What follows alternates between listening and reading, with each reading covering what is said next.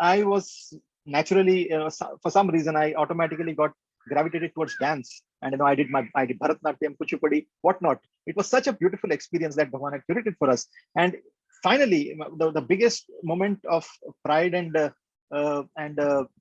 gratitude was when I was given an opportunity to play the role of Shiva in the final grand finale dance of Shiva Tandava during the sports meet of 1994. I still remember practicing. It was in a Kuchipudi style. There was one uh, professional who had come to from Hyderabad to train us, and he had a very beautiful way of telling "Ban gaya Shiva, ban gaya" kind of a thing. He used to encourage us so much. And so here I was practicing Shiva Tandava and learning the nuances of Kuchipudi and doing that high jump, very very high. You need to make that high jump of Shiva Tandava, getting the body language right and all those things. It was very very powerful experience. We had a rehearsal in front of Swami, and we I was thrilled that I will be getting a chance to dance in front of Swami in the Purnachandra auditorium.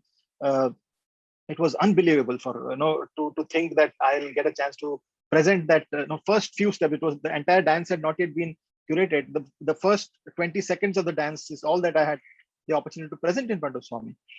So we danced, and there was one step in which I was supposed to put one foot forward and my hand like this. There was a beautiful step. Put one foot in the front and drag the next foot, and then put it in the front and then again drag the foot.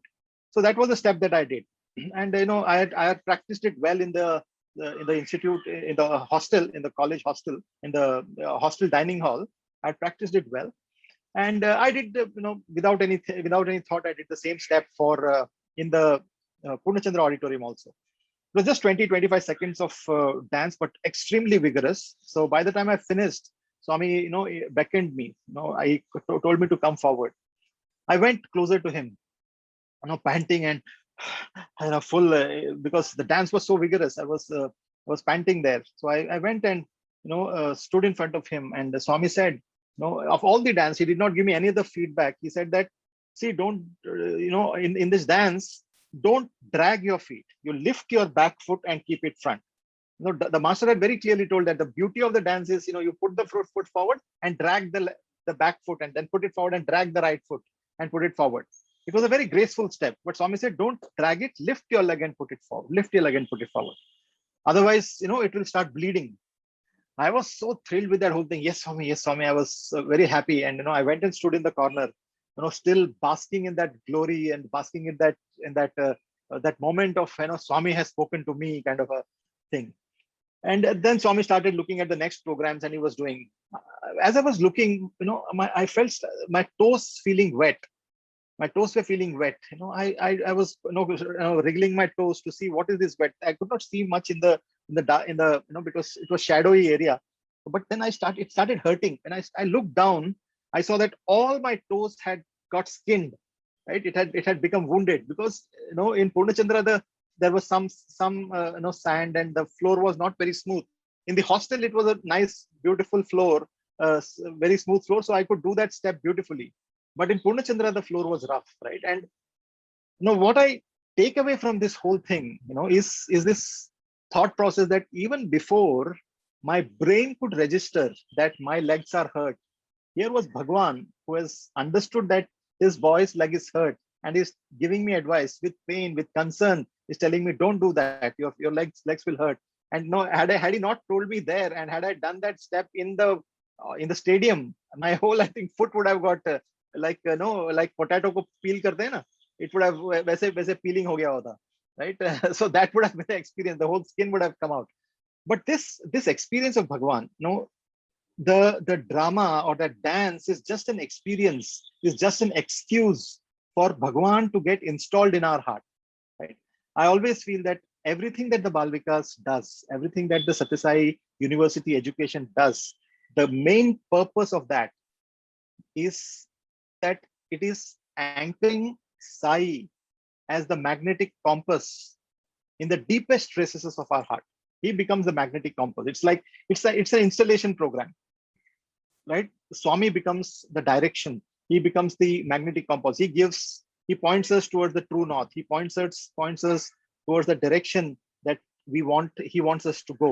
And that installation becomes so powerful that, Bal Vikas children, after those 9 years of being in the Bal Vikas, or even 2 or 3 years of experience that they get in Bal Vikas, that divinity, that love for divinity, that outlook to life, about leading a positive life, leading a life of purpose, becomes so beautifully installed in their hearts that their entire life becomes a beautiful journey, right? I think that is the most important aspect that I thought, and the Balbika, the moment the whole Shivtandava thing actually happened, I always cherish the photograph that I have of with Bhagwan. Right? I don't know whether you are able to see this. There it is. There is Bhagwan holding my hand, and I am standing, very sadly with my mustache in my hand.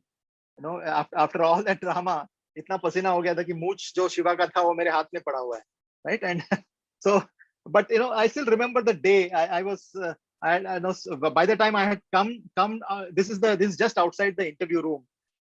By the time I had come from the ground, my program was the last program, and by the time the program got over, Swami had already left. I mean, as soon as the program got over, we gave Aarti to Swami, and then Swami left.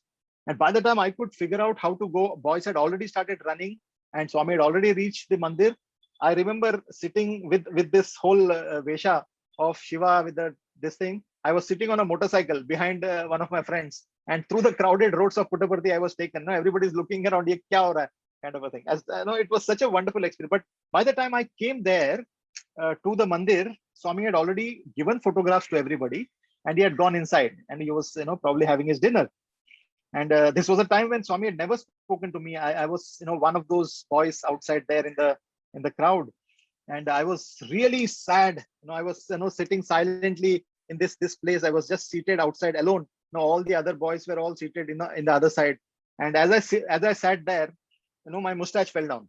It was a nice, beautiful mustache of Shiva, and it came into my hand, and my heart sank.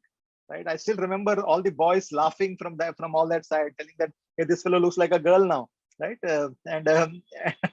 And I was trying to fix it back, and it's falling again. Fix it back, it's falling again. And Swami has already gone inside. I probably will not get a photograph. Just look at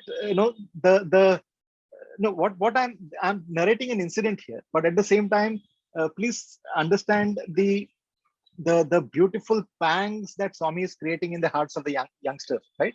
The yearning, the Swami ke paas rehna hai, Swami ke ekdam kareeb jana hai. That desire that he's kindling in our hearts, right? That is the beauty of Bhagwan's relationship with us.